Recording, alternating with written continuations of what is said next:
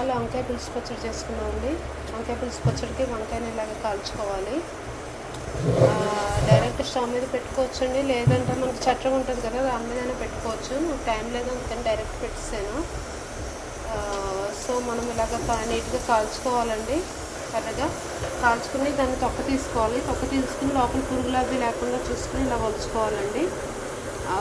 ఒలుచుకుని పైన ఇందులో మనం ఉప్పు కారం కొంచెం పసుపు వేసుకోవాలి. అదే ఉప్పు పసుపు చిన్న కారం వేసుకుని పచ్చిమిరపకాయ ముక్కలు, అలాగే ఉల్లిపాయ ముక్కలు సన్నగా కట్ చేసుకుని ఉల్లిపాయ ముక్కలు, చింతపండు పులుపు అండి, కొంచెం చింతపండు పులుపు వేసుకోవాలి. వేసుకుని ఇవన్నీ నెమ్మదిగా బాగా మిక్స్ చేసుకోవాలి. ఇంకా వంకాయ కూడా అయ్యాక అది కూడా కలుపుకొని మనం మిక్స్ చేసుకోవాలండి. చేసుకుని ఇందులో పోపు వేసుకున్నాం. ఇప్పుడు మనం తవా పెట్టుకున్నామండి. ఇప్పుడు ఇందులో ఆయిల్ యాడ్ చేసుకున్నాము.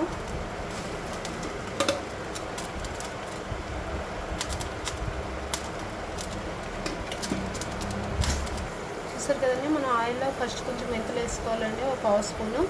అలాగే మనం 1/2 స్పూన్ మినపప్పు, ఒక 1/2 స్పూను ఆవాలు అండి.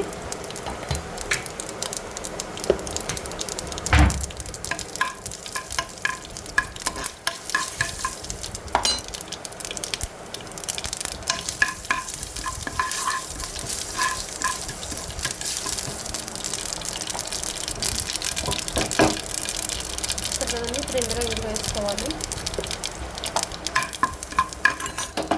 స్టవ్ ఆఫ్ చేసుకుని మనము ఎండుమిరపకాయలు కరివేపాకు వేసుకోవాలండి అందులోనే. ఇప్పుడు పోపు అంతా ఈ చట్నీలోకి ఇందులోకి పచ్చళ్ళలోకి ట్రాన్స్ఫర్ చేసుకున్నాము. చూసారు కదండి, ఇలా మిక్స్ చేసుకోవాలి. అంతా మిక్స్ చేసుకుని ఇంకా కొంచెం పులుపు కావాలనుకునే వాళ్ళు టమాటో జ్యూస్ ఇంకా పలుచగా కావాలనుకుంటే యాడ్ చేసుకోవచ్చండి. దానిలోకి కర్డ్ రైస్లోకి అన్నిటిలోకి చాలా బాగుంటుందండి. తప్పకుండా ట్రై చేయండి. Thank you for watching. Like చేయడం మాత్రం మర్చిపోద్దు. చూసారు కదా, వావ్, ఎమ్మి వంకాయ పులుసు పచ్చడి ready. Wow, thank you. Like చేయడం మాత్రం మర్చిపోద్దు. Thank you.